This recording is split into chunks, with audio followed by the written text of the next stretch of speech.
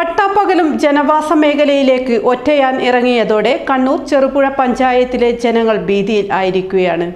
നിരവധി ജീവനുകൾ കവർന്ന ഈ കാട്ടാനയുടെ സാന്നിധ്യം മലയോര മേഖലയിലെ ജനങ്ങളുടെ ജീവിതം ഏറെ ഭീഷണിയിൽ ആയിരിക്കുകയാണ്. കണ്ണൂർ ജില്ലയിലെ ചെറുപുഴ പഞ്ചായത്തിലെ രാജഗിരി മുതൽ കാനം വയൽ വരെയുള്ള പ്രദേശത്ത് കഴിഞ്ഞ 15 ദിവസമായി ഈ ആന തമ്പടിച്ചിട്ട് കൃഷിയിടത്തിന് പുറമെ ഇവിടുത്തെ റോഡും മരം ഇട്ട് ആന ബ്ലോക്ക് ചെയ്ത നിലയിലാണ്.